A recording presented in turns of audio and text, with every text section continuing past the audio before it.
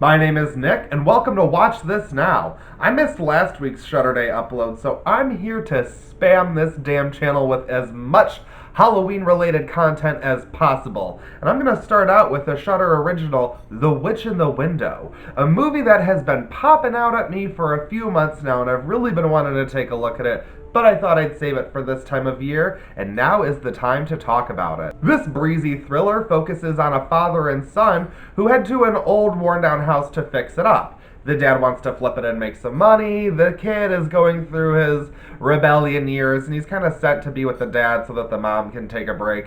And it does not take long before they discover that there is a presence that is joining them in this old house. Sounds basic enough, right? Well, it is, but The Witch in the Window makes this really work quite well by doing what every horror film should do, and that's by having a very believable and interesting storyline removed from the horror. And that's what we get with the focus of the father-son relationship. We watch as they spend most of the runtime bonding, literally building a relationship with one another as they take apart this house and try to untangle the mystery behind this presence in their home. The writing is just decent enough that it inspires the proper chemistry from our two leads. And naturally, the film hinges on this father and son relationship, and it works. It's authentically believable because of the performances of the father and the son.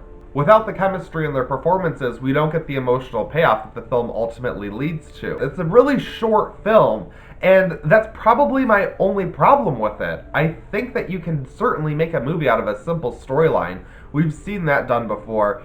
But The Witch in the Window feels very much like a episode from a horror anthology series that was beefed up to be a full hour and 15 minutes to be a full feature, as opposed to being trimmed down to a good hour or maybe even 50 minutes. And that would have worked, I think, a lot better. I think if I had watched this as an episode of Creepshow or something of the like, I would have said, damn, that is a standout episode, I'm going to remember that. As a feature film, though, it's kind of just okay to me. It's good enough at what it does, and I certainly think that it's overall, for the most part, well made. There's just very little there, and it ultimately doesn't really leave you as the viewer with a whole lot. As for the scare factor, I do have to say that I think that this film is kind of creepy.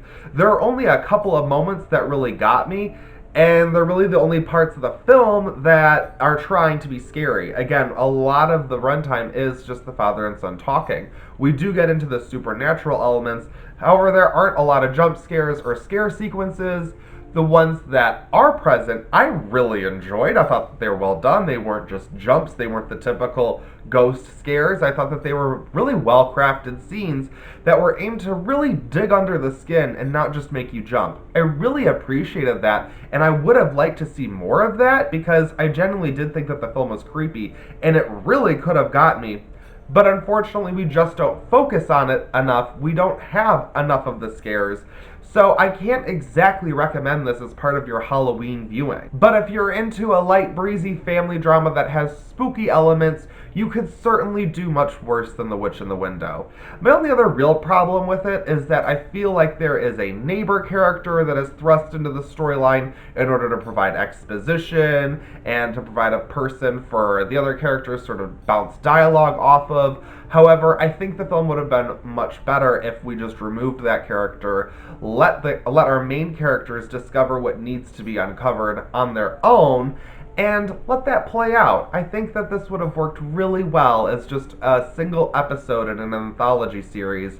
But as it is, I would say it's worth watching if you really want to, but if you're looking for something darker, scarier, and not so character-based, then maybe you can pass on The Witch in the Window. However, I do think that it was good, just good enough for me, really, so I'm going to give it a 3 out of 5. I thought it was enjoyable, and it actually kind of sucked me in. The first 15 minutes, I was a little like, and kind of playing on my phone. But then I started paying more attention to the conversations between our main characters, and I found the film to be really entertaining. Again, there just wasn't enough there to be able to boost it to a higher level for me personally, and it's probably just not one that I would revisit.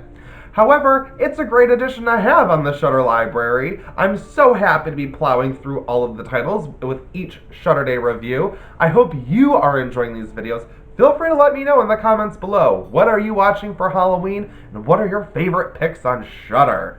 That's it for this video, folks. Thank you so much for watching. Feel free to like this video, share it with your friends, and subscribe to my channel, so I'll see you in my next Shudder-day review.